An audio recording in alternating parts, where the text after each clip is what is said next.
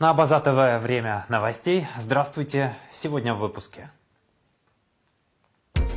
Главная цель – подписание соглашения о неприменении военной силы. В Женеве завершился 65-й раунд международных дискуссий по безопасности и стабильности в Закавказье. Депутат Энар Гицпо рассказал о том, что такое добро.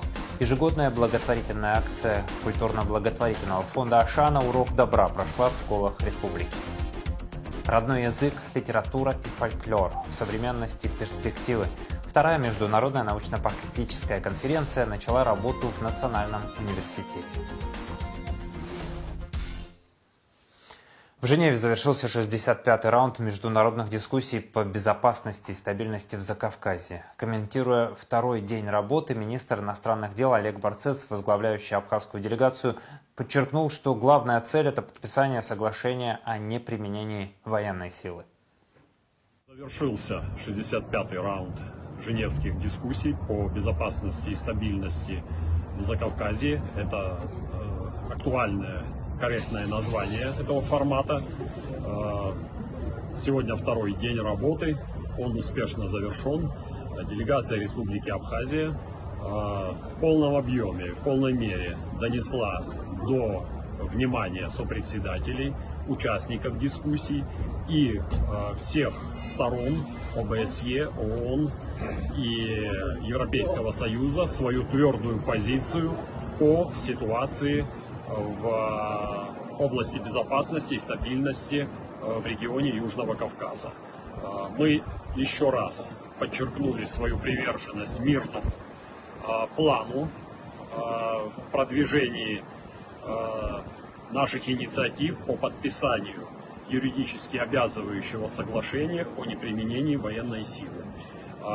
Кроме того, обсуждалась во второй группе также ситуация с гуманитарными вопросами. Там также часть нашей делегации приняла активное участие.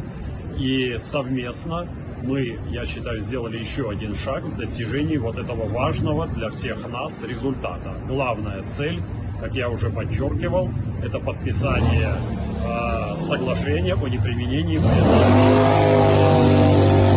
силы. Попытки Грузии игнорировать новые реалии, которые сложились в регионе, существование двух соседних государств, Абхазии и Южной Осетии, абсолютно бесперспективны. С этим тезисом согласились все участники. Абхазская делегация, российская делегация, юго-осетинская делегация. И убежден, что мы сегодня сделали еще один шаг в направлении создания этого важного и влияющего на жизнь многих людей документа. Совещание по вопросам социально-экономического сотрудничества с Российской Федерацией прошло в правительстве Абхазии в рамках рабочей поездки заместителя министра экономического развития Российской Федерации Сергея Назарова в Республику Абхазия. Подробности в нашем эфире в пятницу 14 ноября. Упрощена процедура замены и выдачи паспортов Российской Федерации россиянам, живущим в Абхазии и Южной Осетии. Распоряжение подписал глава правительства России Михаил Мишустин. Теперь для получения или замены российских паспортов не обязательно въезжать в Россию. Этими вопросами будут заниматься временные пункты сотрудников МВД, которые будут работать на территории Абхазии. Взаимодействие Контрольной палаты Республики Абхазия и Генеральной прокуратуры Республики Абхазия по результатам проводимых проверок и контрольных мероприятий обсудили в Народном собрании, где под председательством Даута Хутаба состоялось расширенное совместное заседание Комитета по государственно-правовой политике, Комитета по бюджету, кредитным организациям, налогам и финансам и Комитета по экономической политике, реформам и информационным технологиям.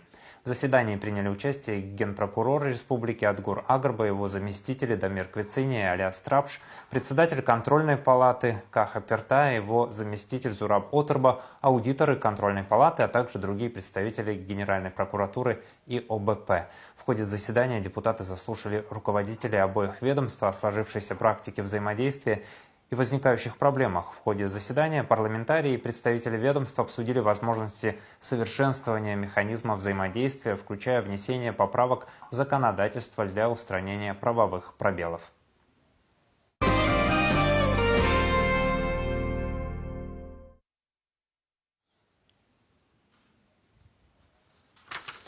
Ежегодная благотворительная акция культурно-благотворительного фонда «Ашана» «Урок добра» прошла в школах республики. В 5-й средней школе Сухума на вопрос, что такое добро, ответил депутат Народного собрания Инар Гицба. О том, как прошла встреча, рассказывает Анастасия Никонова. Давайте начнем с этого ряда. Что такое доброта? Кто желает? Отзывчивость. Что такое добро? На этот вопрос ученикам 5-й средней школы Сухума постарался ответить депутат парламента Инар Гицба, который поддержал фонд Ашана в ежегодной акции «Урок добра». Ученики 7 класса активно отвечали на вопросы, рассказывали, как они в повседневной жизни проявляют добро к окружающему миру. А Инар Гицба рассказал детям историю о том, как к нему в Германии проявил доброе отношение абсолютно незнакомый человек. Мы находились в одном европейском городе. Плохой пример я вам приведу в плане плохой привычки. Да? Я на тот момент курил, и вот это очень плохая привычка, сразу вам говорю. Не повторяйте ошибки взрослых. И, в общем, я выкинул окурок перед собой. Ну, был молодой, не прокачанный, как сегодня можно сказать, как сегодня модно говорить. Этот окурок полетел достаточно далеко. Навстречу шел житель этого города, пожилой мужчина, ему, наверное, было там навскидку лет 60-65. Он нагнулся, поднял мой окурок, который я выкинул в урну, которая стояла рядом. И, проходя мимо меня, он со мной поздоровался. Ну, так он мне сказал, это было в Германии, в Берлине. Мне так стыдно стало. Вот вы не представляете, если бы он, допустим, там сделал бы мне замечание, поругался бы со мной, наверное, бы такого эффекта это не имело.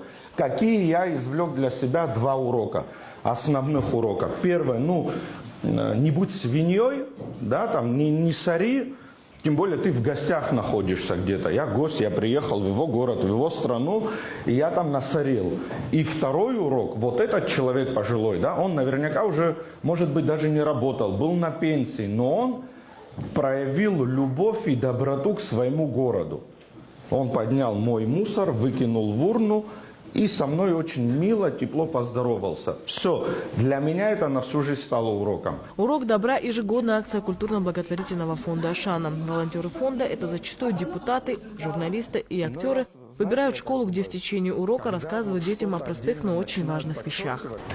13 ноября во Всемирный день доброты во всех школах Абхазии по инициативе фонда Ашана и при поддержке Министерства просвещения Республики Абхазия проводятся уроки добра. Вот уже с 2014 года. И на протяжении уже более 11 лет это остается такой доброй традицией. Главной целью этих уроков, конечно же, является формирование нравственных ценностей у нашего подрастающего поколения. Это приобщение к милосердию, к добру, такие понятия, как отзывчивость, уважение к старшим, доброта. И таким образом сегодня объединяются и дети, и взрослые. В многих школах организовывают выставки, ярмарки, и вырученные средства, хотя это не является основной целью данной акции, по решению многих школ, руководителей и по желанию родителей переводят на счета фонда Ашана. И на самом деле это очень большой вклад, ценный и значимый для нашего фонда, так как количество детей увеличивается, и такая помощь, она является очень значимой. Ученица 7 класса Саная Чхетия призналась, что зачастую оставляет деньги в копилках добра, установленных в магазинах. По ее словам, она мечтает, чтобы все дети были здоровы, и у всех была возможность ходить в школу и радоваться жизни. Пашадзам, сазы, убли, тара, иду. Фонд Ашана сазы, уепсназы, эхай, иду, иртпау, а фонду. Если шабаса магазин, курче, санунау, ироп, а копилкаха, а пара тастуцианху. А хочка средсхра, стахуб, ичмазу, тара, средсхасшут. Я не хочу, чтобы они болели, я хочу, чтобы они были. А я губзели ремазальстаху пабас, хахайпша класса, я блюза класса, читаларц, ацарцаларц, вот я поняла, что надо больше помогать людям, учиться. Организатор 5-й школы Лия Джопо рассказала, что ученики уже начали подготовку к благотворительной новогодней акции. Они собирают боксы с игрушками и сладостями для ребят из малоимущих семей. Анастасия Никонова, Сосрыква Гухава, Абаза ТВ. Активисты Абхазского отделения волонтерской роты провели открытый урок в Сухумской средней школе номер 2. Ребята рассказали о значимых исторических событиях, произошедших в Пскове, и поделились интересными фактами о культуре и традициях города. Открытый урок стал возможным благодаря решению, принятому на 7-м съезде волонтерской роты, где руководители Абхазского и Псковского отделений договорились о совместной работе по сохранению исторической памяти. Это сотрудничество направлено на развитие двусторонних отношений между Абхазией и Россией и углубление взаимопонимания между народами. Урок прошел в интерактивной форме, школьники активно задавали вопросы, делились своими впечатлениями и обсуждали, как исторические события влияют на современность.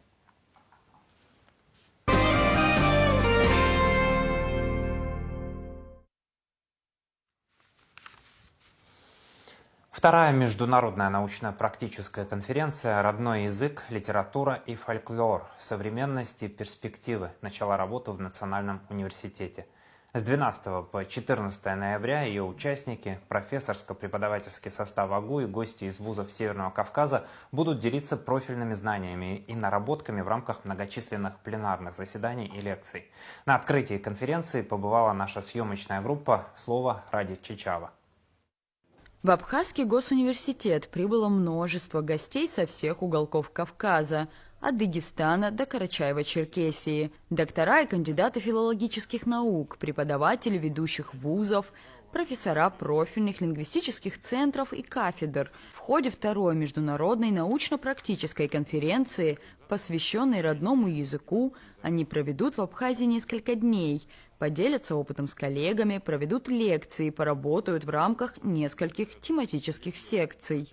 На открытии масштабного мероприятия участников поприветствовал заведующий Центром абхазо-адыгской филологии АГУ Ахра Анкваб.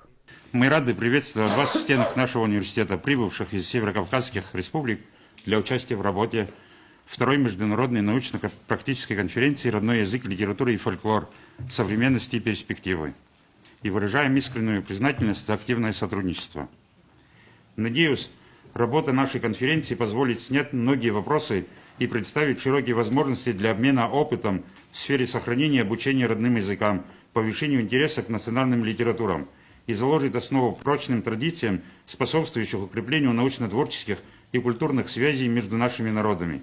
На открытии конференции с приветственным словом также выступили декан филологического факультета АГУ, доцент, кандидат филологических наук Батал Хагуш и заведующая кафедрой абхазской литературы, почетный профессор Госуниверситета Диана Аджинджал. Она в том числе поведала собравшимся об истории изучения литературы народов Северного Кавказа в стенах Национального вуза. До войны еще на филологическом факультете был всегда предмет литература народов Северного Кавказа. И вот после войны, уже когда мы вернулись в университет, просто я хочу вам какой-то экскурс сделать, и чтобы вы это знали. И когда мы вернулись, естественно, у нас все сгорело, ничего не было, новые планы надо было учебные составлять. И меня вызвал ректор и сказал: смотри, вот вы будете составлять планы, учебные планы, и там обязательно не забудьте ввести курс литературы народов Северного Кавказа. Самый такой момент, когда нам нужна была помощь и поддержка, рядом оказались наши братья.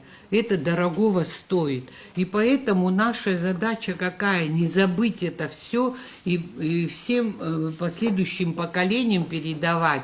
Я смотрю, вот молодое поколение приехало к нам. Это очень важно, чтобы мы это все передавали последующим поколениям. Среди приглашенных гостей представители ряда вузов и профильных центров со всего Северного Кавказа. От Дагестанского государственного университета имени Гамзатова до Центра исследований языков народов Карачаева-Черкесии, Госуниверситета имени Алиева и Государственного университета Кабардино-Балкарской республики. В рамках работы двух профильных секций посвященных родному языку, фольклору и литературе. Они представят доклады и поделятся знаниями со студентами АГУ. Еще президент нашей республики отмечал, что Кабардино-Балкарскую республику и республику Абхазия связывают многолетние дружественные отношения, скрепленные межправительственными соглашениями о торгово-экономическом и научно-техническом культурном сотрудничестве. Образовательные же учреждения, в частности университеты, охватывающие основной интеллектуальный потенциал нашего будущего, призваны укреплять духовную, воспитательную составляющую дружеских сторон. А в нашем случае это еще возможность глубокого научного исследования наших родных языков, имеющих общие корни. Коллеги, желаю вам насыщенных обсуждений, открытия новых граней творчества и эффективных путей решения актуальных проблем языковой и культурной сферы. Уверены, что взаимодействие между нашими университетами даст важные результаты, внесет весомый вклад в дело укрепления дружбы между народами, поддержит преемственность поколений и откроет новые горизонты в исследовании родных языков и литературы. Я, как заведующий кафедрой нашего института, который издает учебники, обращаем очень большое внимание на присутствие в наших учебниках абхазинской литературы произведений абхазских авторов. В этом плане пока у нас в наследии только произведения, переведенные на абхазинский язык старшим поколением. Вот эту преемственность, вот сегодня прозвучала вот эта мысль, надо эту преемственность продолжить и молодым литераторам вот этим вопросом заниматься. Вторая международная научно-практическая конференция «Родной язык, литература и фольклор. Современность и перспективы» завершит свою работу в Госуниверситете в пятницу, 14 ноября. Рада Чачава, Торник Амичба, Абаза ТВ. Абхазский язык вошел в мировую систему распознавания речи Meta Omnilingual ASR, крупнейшую на сегодня платформу искусственного интеллекта, способную слышать и понимать более 1600 языков мира. Это событие открывает для нашей страны новые возможности в области технологий, образования и культуры, делая абхазский язык частью глобального цифрового пространства, написал на своей странице в Facebook исполнительный директор благотворительного фонда развития абхазского языка имени Баграта Шимкуба Леван Лагула. 13 и 14 ноября в бизнес-центре «Эверест» проходит медиашкола для представителей СМИ Республики Абхазия. В рамках мероприятия представлена серия образовательных мастер-классов от ведущих специалистов в сфере пиар, журналистики и телевидения из России. Мероприятие организовано при поддержке правительства Москвы, Департамента внешнеэкономических и международных связей города Москвы и Московского дома соотечественника. В этом году мы проводим третью медиашколу «Дом Москвы». Это уже, получается, такая наша добрая и полезная традиция. Вот мероприятие проходит при поддержке правительства Москвы. Привлекаются в основном молодые журналисты, работающие на территории Республики Абхазия. Ежегодно мы приглашаем опытных, именитых специалистов из России с тем, чтобы они поделились своими знаниями, опытом с подрастающим поколением журналистов. В этом году, прежде чем составить программу на этот год, мы пообщались с представителями журналистского сообщества и было принято такое решение разделить программу на 2 дня, и один день будет посвящен искусственному интеллекту, его имплементации в области журналистики, а второй день будет более такой общей тематики, где второй наш спикер поделится своим опытом, представления себя как журналиста, работе со спикерами. 4-я международная межвузовская образовательная выставка открылась в Национальной библиотеке имени Паскер. Среди участников Приволжский исследовательский медуниверситет, Белгородский технологический университет имени Шухова, Южно-Российский институт управления РАНХ-ХИКС, Башкирский медуниверситет, Высшая школа экономики и АГУ. Мероприятие посетили премьер-министр Владимир Делба и министр просвещения Хана Гунба. Исполняющая обязанности главы представительства Россотрудничества в Абхазии Татьяна Степанова сообщила, что в 2025 году для граждан Абхазии выделено 115 квот на бесплатное обучение в России. Прием заявок до 15 декабря. В программе выставки стендовые презентации, лекции, мастер-классы организаторы Россотрудничества, посольства России в Абхазии, Минпрос и Минкульт Республики. На территории лицея-интерната имени Дзидзария в Сухуме состоялось открытие новой спортивной площадки. Объект был возведен по поручению Сергея Кириенко, первого заместителя руководителя администрации президента России при финансовой поддержке Ханты-Мансийского автономного округа. Об этом сообщает «Спутник Абхазии». Министр просвещения Хана Гунба на церемонии открытия подчеркнула значимость спорта в жизни молодежи. Одним из главных приоритетов Министерства просвещения является пропаганда здорового образа жизни. Уверена, что учащиеся интерната в будущем достигнут высоких результатов в области спорта, отметила она. Президент Бадра Гунба поздравил Тхварчалский государственный театр комедии имени Шараха Пачаля с 70-летием. Тхварчалский театр внес большой вклад в продвижение абхазской национальной культуры и с момента основания стал важным культурным центром для жителей города, говорится в поздравлении. На его сцене показывали спектакли по произведениям абхазских, российских и иностранных классиков, драматургов. Особого внимания заслуживает деятельность театра в годы Отечественной войны народа Абхазии. Восстановление театра стало одним из главных символов возрождения города-героя Тхварчал, пережившего блокаду. Театр комедии под руководством народного артиста СССР Шараха Пачаля стал источником поднятия духа в тяжелые послевоенные годы, говорится в тексте. По поручению первого президента Абхазии Владислава Арценба Тхварчалскому театру присвоен статус государственного. Русдрам подвел итоги 44-го театрального сезона. 12 ноября в Сухуме прошла торжественная церемония закрытия 44-го театрального сезона Государственного русского театра имени Фазиля Искандера, где выступила Государственная капелла Абхазии. Были подведены итоги зрительского голосования. Подробнее о событии Аристид Каракасиди. Завершение 44-го театрального сезона Государственного русского театра имени Фазиля Искандера стало настоящим праздником для всех, кто любит сцену. Этот вечер объединил актеров, зрителей и друзей театра, тех, для кого искусство всегда остается частью души.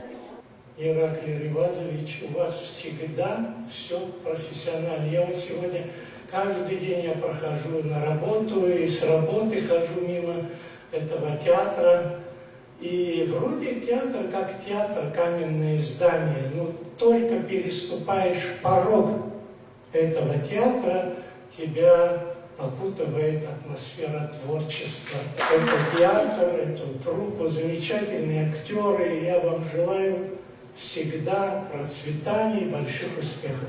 В этот вечер звучали слова благодарности актерам и создателям театральных постановок, которые на протяжении многих лет дарят зрителям радость общения с искусством. Позвольте вас поздравить с успешным окончанием театрального сезона и поблагодарить вас за вклад в развитие русского драматического театра. Чему подтверждение ваш талантливый коллектив, ваши постановки. Искусство не имеет границ, и сегодня культурный мост между Россией и Абхазией крепок как никогда. Музыкальная составляющая закрытия сезона стала неотъемлемой частью этого особенного вечера. Вдохновленные долгим и плодотворным сотрудничеством, коллектив театра и капелла подготовили настоящий праздник для зрителей. Мы с Ираклием Ривазовичем долго думали о сольном концерте капеллы в рамках Русского драматического театра в качестве коллаборации, так скажем, творческой.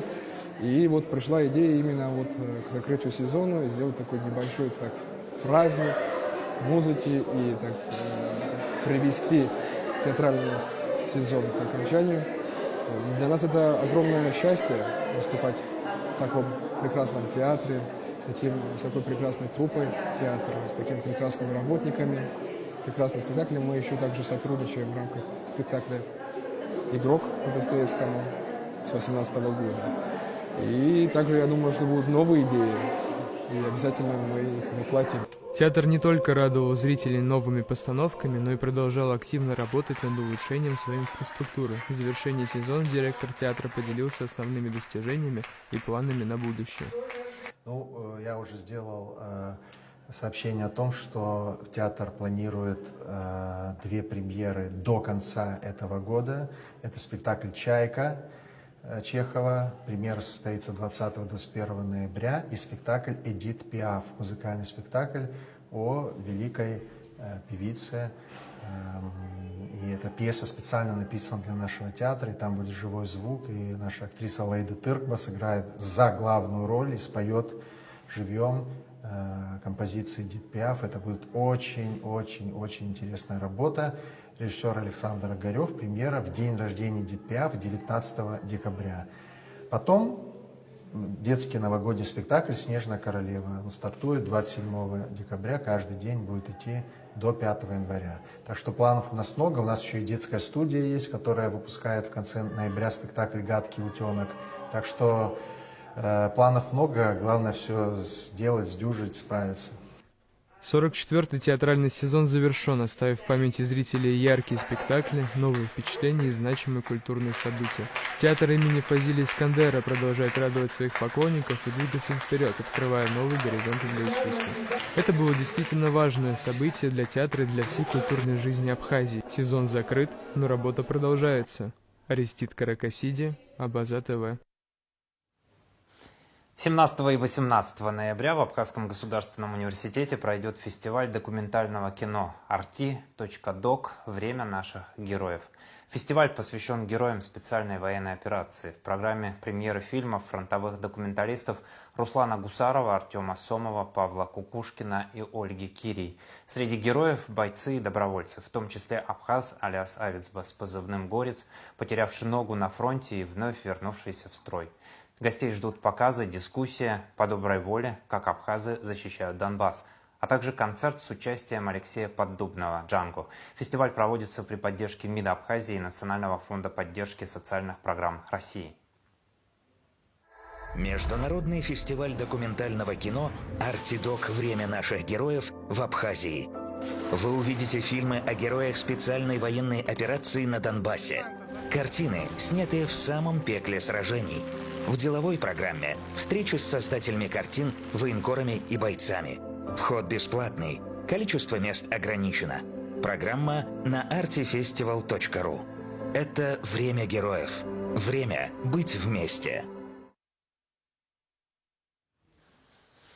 9-й международный арт-пленэр «Краски осени Абхазии-2025» прошел в Абхазском государственном университете с 13 по 20 октября при поддержке президента Бадры Гунба.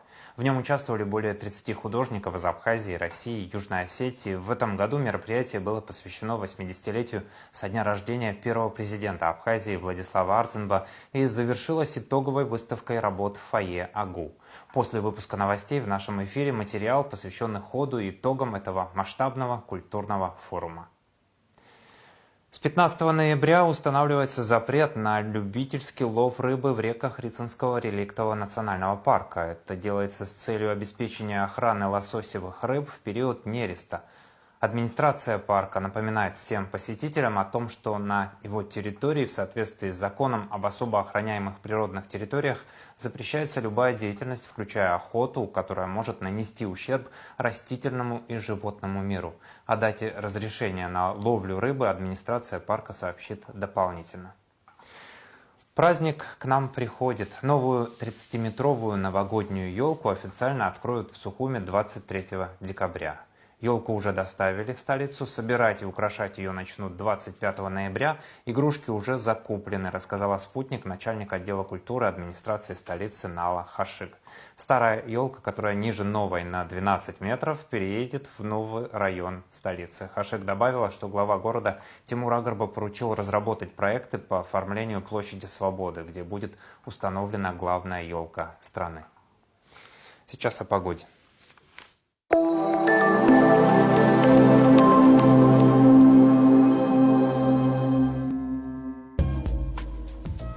В пятницу, 14 ноября, в Абхазии ожидается облачная с прояснениями погода. С ночи и до полудня временами дождь, местами возможна гроза, туман. Атмосферное давление нестабильное, ветер слабый и умеренный. Температура воздуха ночью от 7 до 12, днем от 13 до 18 градусов. Температура морской воды 16 градусов, волнение морской воды слабое и умеренное. Относительная влажность воздуха от 70 до 90%.